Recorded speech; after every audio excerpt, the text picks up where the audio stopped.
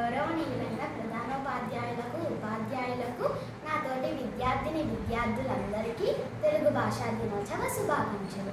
గిడుగు వెంకట రామ్మూర్తి గారి పుట్టినరోజు సందర్భంగా ఆగస్టు 29న మనం తెలుగు భాషా దినోత్సవంగా జరుపుకుంటాము. తెలుగు అనే పదంలోనే ఎంతో మాధుర్యం, కమ్మదనం ఉంది కదా. గ్రాంధిక భాషలో ఉండే పాఠ్యాంశాలు వాడుక భాషలోకి మార్చడానికి ఈయన ఎంతో కృషి చేశారు. ఇంట్లో మాట్లాడుకునే భాష, బడిలో మాట్లాడుకునే భాష వేరువేరుగా ఎందుకు ఉండాలని ఈయన ఉద్యమాలు కూడా చేశారు. గిడుగు వెంకట రామ్మూర్తి గారు తెలుగు గురించి ఎంత చెప్పినా తక్కువే. ప్రపంచంలోని అతి ఎక్కువ అక్షరమాల కలిగిన భాష మన తెలుగు భాష. సుమారుగా 2400 సంవత్సరాల క్రితం ద్రావిడ భాష నుండి పుట్టిన భాష మన తెలుగు భాష. రాతలో అతి సుందరమైన భాష మన తెలుగు భాష. మన తెలుగు భాష వినసొంపుగా ఉంటుంది. తెలుగు భాష మాట్లాడే ప్రజలు ఎక్కువగా ఆంధ్రప్రదేశ్, తెలంగాణలో ఉంటారు. ఈ రెండు రాష్ట్రాలకి తెలుగు అధికారిక భాష.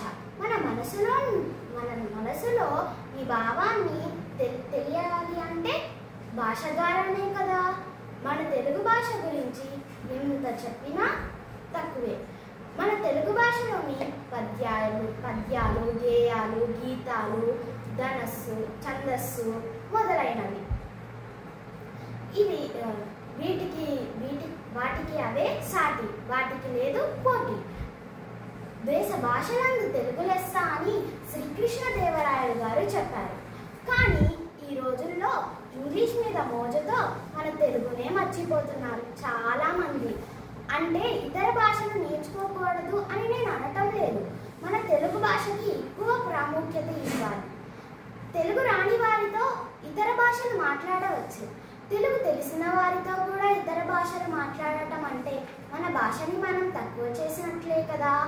కాబట్టి కమ్మనైన అమ్మ లాంటి మన తెలుగు భాషలోనే భాషించుకున్నాం అని తెలియజేసుకుంటూ ధన్యవాదాలు.